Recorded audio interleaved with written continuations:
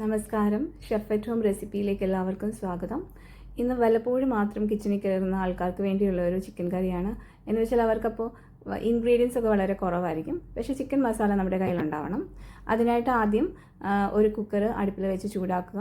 ചൂടായി കഴിയുമ്പോഴത്തേക്കും അതിലേക്ക് വെജിറ്റബിൾ ഓയിലോ കോക്കനട്ട് ഓയിലോ ഒരു 4 ടേബിൾ സ്പൂൺ ഒഴിച്ചു കൊടുക്കുക. അത് ചൂടായി കഴിയുമ്പോൾ അതിലേക്ക് 2 പച്ചമുളക് കീറിയത്, പിന്നെ ഇഞ്ചി വെളുത്തുള്ളി ചതച്ചത് 1 ടേബിൾ സ്പൂൺ.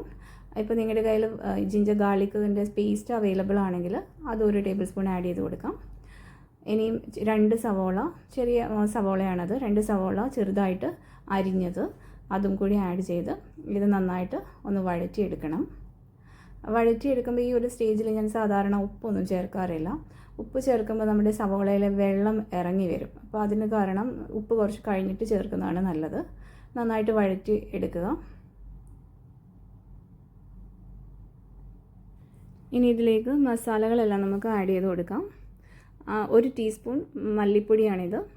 അതോടൊപ്പം 1 ടേബിൾ സ്പൂൺ ചിക്കൻ മസാലയും ആഡ് ചെയ്ത് കൊടുക്കണം. ഇപ്പം മല്ലിപ്പൊടി കയ്യിലില്ല എന്നുണ്ടെങ്കിൽ chicken masala 2 table spoon add ചെയ്ത് കൊടുക്കുക.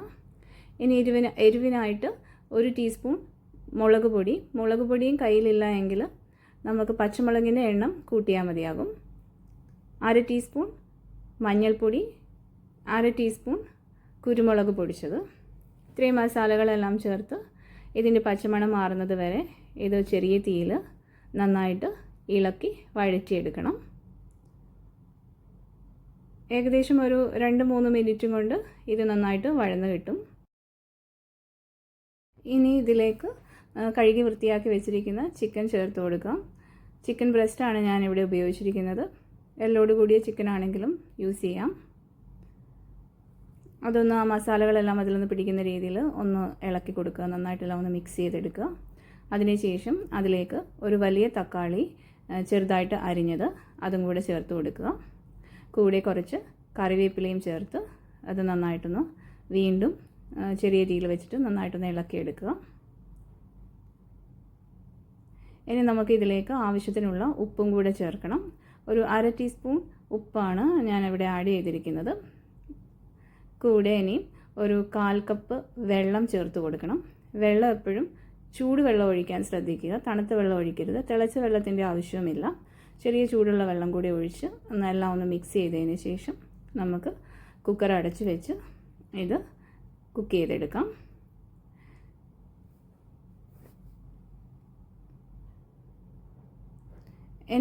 ഈ ചിക്കൻ കുക്ക് ചെയ്ത് വരാനായിട്ട് ഒരു 2 വിസിലിൻ്റെ ആവശ്യമേ ഉണ്ടായിരുന്നുള്ളൂ.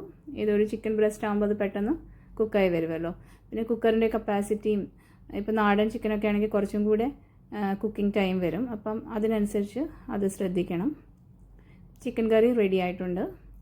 ഇനി കയ്യിൽ അവൈലബിൾ ആണെങ്കിൽ മാത്രം ഒരു 1/4 ടീസ്പൂൺ ഗരം മസാലയും കൂടി ആഡ് ചെയ്ത് നമുക്കത് ചൂടോടുകൂടെ തന്നെ അത് ഇളക്കിയെടുക്കാം.